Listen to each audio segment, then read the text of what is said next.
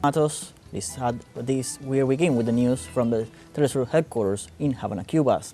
In Venezuela, Caracas received on November 1st a delegation from the Colombian government to conduct peace talks with the National Liberation Army.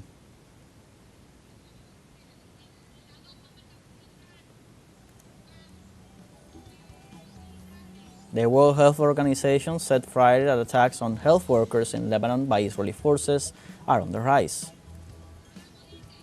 And Spanish authorities announced on November 1st the incorporation of 500 members of the army to face the Dana in the province of Valencia.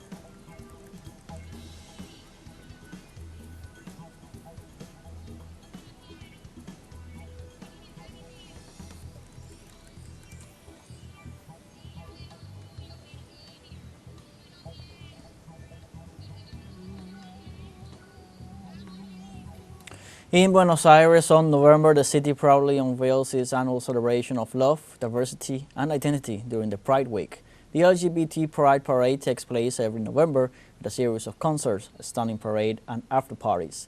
This year, the Pride Argentina March, number 33, will take place on November the 2nd. It will be the first march since the beginning of Javier Milei's presidency and will not be financed by the national government.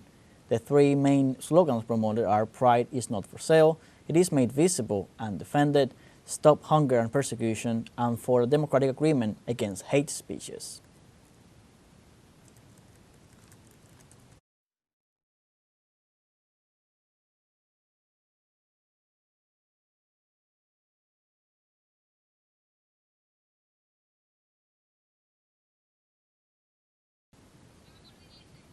The United Nations Conference on Biodiversity COP16 held in the city of Cali, Colombia, concluded on Friday with the purpose of protecting marine areas of global ecological importance and the protection of species and ecosystems. During this closing day, topics such as the mobilization of funds and access to information on genetic resources were discussed. This meeting became a scenario of dialogue and consensus where agreements have been approved, showing the shared responsibility among the members for the protection of areas vital to the planet. The event also promoted the active participation of indigenous peoples, local communities, and other groups in the process of ecosystem conservation, supported by funding from several countries for scientific and technical workshops.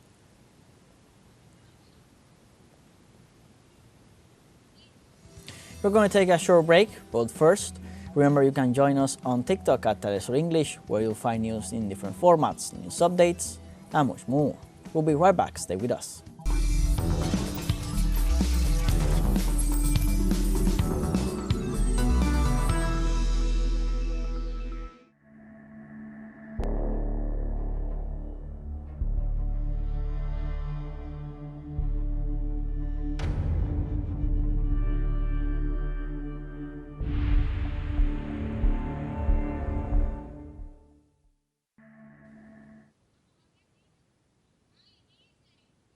Welcome back. The World Health Organization said Friday that attacks on health workers in Lebanon by Israeli forces are on the rise. The organization's spokesperson, Margaret Harris, said that there is great concern over the increase in attacks on health workers and health facilities in Lebanon, in a context where the agency reports 102 killed and 83 wounded in such attacks. Harris pointed out that 55 attacks have been verified, but the Department of Health reports that the number are much higher, with many workers killed and injured while off duty. She indicated this is important because healthcare systems are already overwhelmed.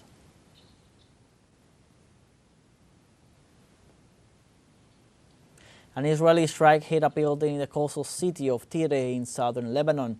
This November 1st, another heavy raid added to the attacks of recent days. Friday's strike in the coastal city of Tyre in southern Lebanon destroyed a building on the city's seafront.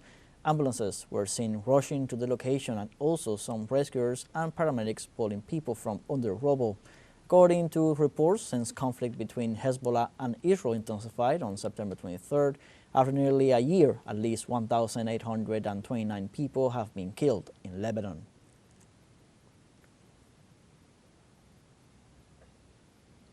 In Palestine, Israeli forces launched a new assault against the United Nations Office for Palestine Refugees in the occupied West Bank. The wave of violence against the UN office comes after the Israeli parliament banned the agency from operating in the occupied territories For its part, UNRWA said the center provided basic services to more than 4,000 Palestinian refugees in a Nur Shams refugee department, including sanitation and social protection for thousands of children. The international community condemned Israel's decision and remarked that the United Nations office warns about the aggression suffered by millions of Palestinian children in the face of Tel Aviv's aggressions. The Russian Defense Ministry announced the liberation of a town in the Donetsk region and another one in Kharkov. The Defense Ministry added that Ukrainian forces lost over 2,045 troops on the line of operations of the Southern Group during the last hours. They also confirmed that the Russian troops destroyed 50 unmanned aerial vehicles and destroyed 4 U.S.-made missiles. Since the beginning of the military operation, the Russian armed forces have managed to neutralize dozens of attacks by the Ukrainian troops on the border areas of the Russian territory.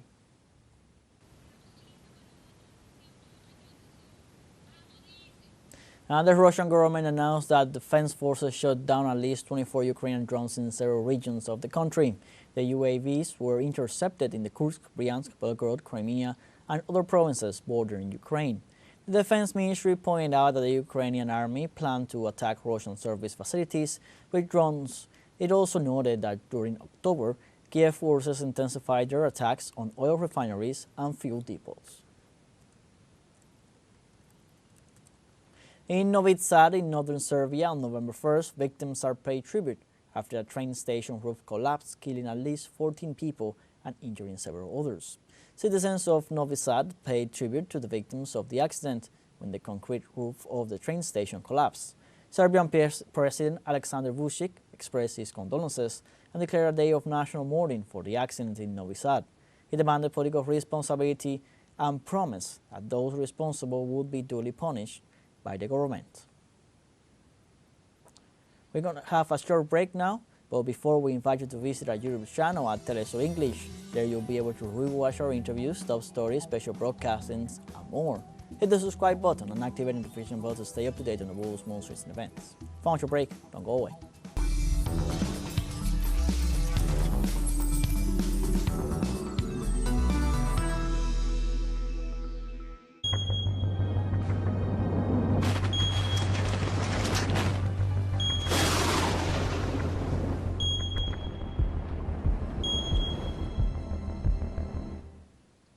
Welcome back.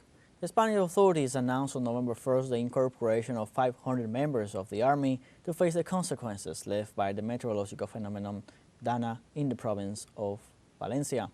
The Minister of Defense, Margarita Robles, said that 300 soldiers from the army are already working since the 800 hours in the Valencian community.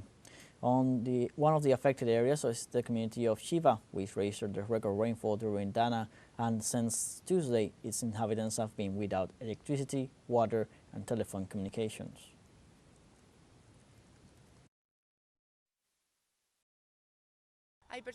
There are people injured, there are still people trapped, and we have to try to rescue them. The emergency services are helping, but it's true that we want to go and help too. And we can help a lot there because many hands are needed. The emergency services are finding it very difficult to get in, though, especially ambulances that are trapped by traffic jam. We went to see how we could help the fire services, and they told us that what they needed to do was to open roads so that they could enter and distribute their aid. So because there were so many people on the main streets, it made their work very difficult, but they need help. In addition, thousands of people from different regions of Spain have joined the cleaning task. The search for missing people in the areas affected by the floods. Volunteers went to the affected areas to clean and drain the water after the strong floods that have left municipalities and towns devastated. They are also participating in the search for missing people together with the security forces. Meanwhile, the cold drop is still active and several areas in the provinces of Valencia and Castellón, as well as Tarragona and Barcelona, are under a yellow warning from the state weather agency AEMET, while in the Balearic Islands, the warning is orange. We have gone to help a group of friends of mine because we do not live in this area. We live in an area that fortunately has not been affected. We have come to bring water, cans of tuna, what we could, and remove mud, water to help our friends and people we have seen around. We have come to help as much as we can. We have cleaned the garage.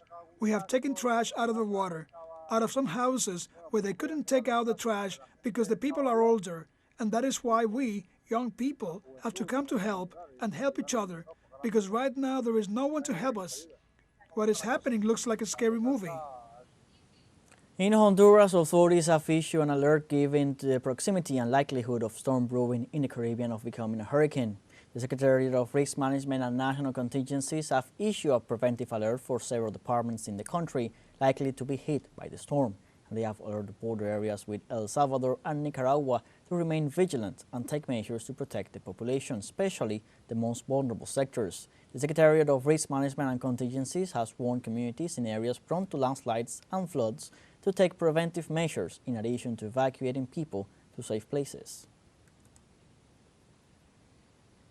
From October 24th to 30th, Italy reported 5,799 cases of COVID-19 and 108 deaths. Italy's Higher Institute of Health reported that in the last week, tests for the presence of the SARS-CoV-2 virus were carried out, and the average positivity rate was 7%. The results show that 221,561 people remained positive for the disease. Since the COVID-19 pandemic began on January 30th, 2020, in this country, 26,942,274 people have been infected with the SARS-CoV-2 virus.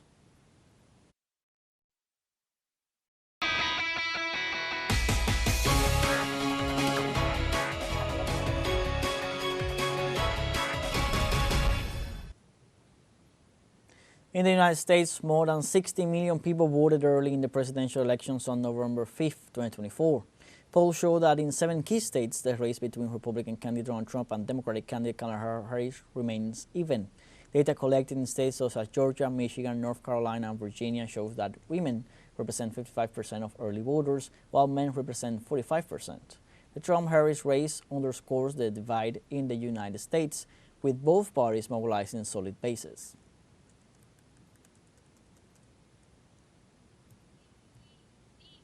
In this context, the 2 candidates for the November 5th elections, Kamala Harris and Donald Trump, will concentrate their efforts in the final stretch of the campaign by holding rallies in 5 battleground states. On Friday, the presidential hopefuls are expected to meet again in Wisconsin, where polls show Harris leading Trump by 0.7 of a point. In this regard, Harris will also visit Atlanta in Georgia and the city of Charlotte in North Carolina, while his rival Donald Trump will visit Gastonia and Greensboro in North Carolina. The presidential election is decided indirectly through the Electoral College, which has 538 electors, allowing a candidate to win the presidency even if he loses the popular vote. We have come to the end of this news brief. You can find these and many other stories on our website, telesurenglish.net. So join us on social media, Facebook, X, Instagram, Telegram, and TikTok. For Telesur English, I'm Luis Alberto Matos. Thanks for watching.